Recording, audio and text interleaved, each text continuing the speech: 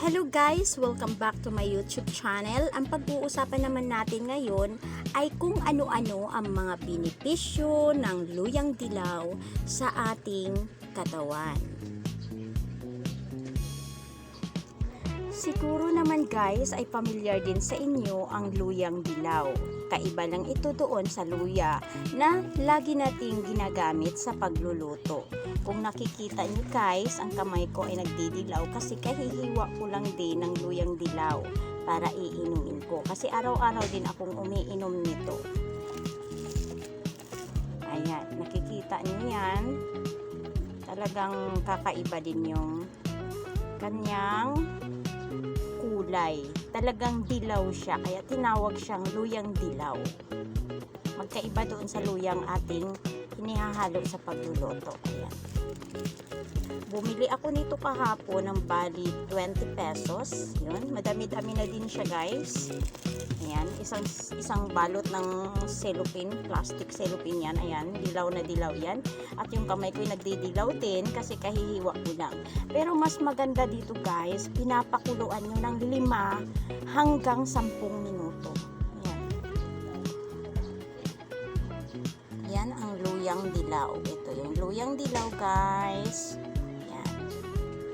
Ito yung mainit na tubig guys, tapos nilagyan ko siya ng luyang dilaw. Ito yung hiniwa-hiwa ko kaya yung mga kamay ko ay nagdidilaw. Ayan yun. Ayan. Ito, iinumin ko din yan. Ayan.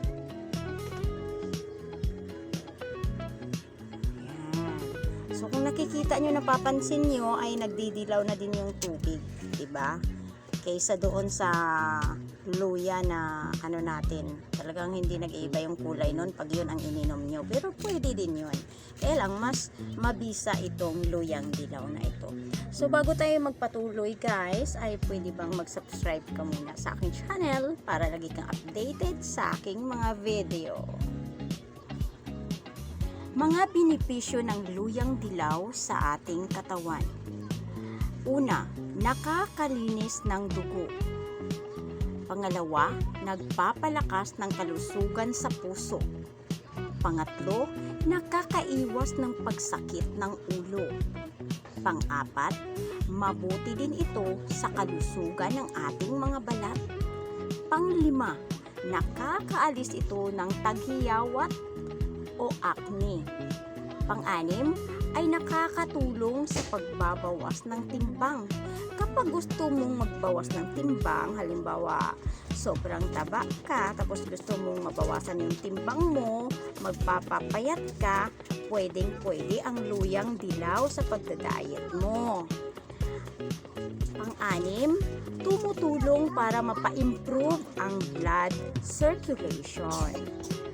Pang-pito, ay maiibsan ang pananakit ng arthritis.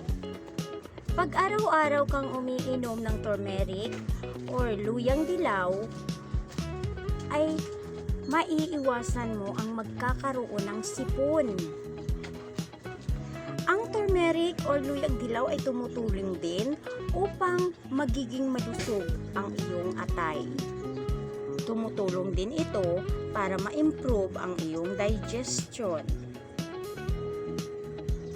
Sa pangkalahatan, ang luyang dilaw ay nagpapalakas ng ating immune system.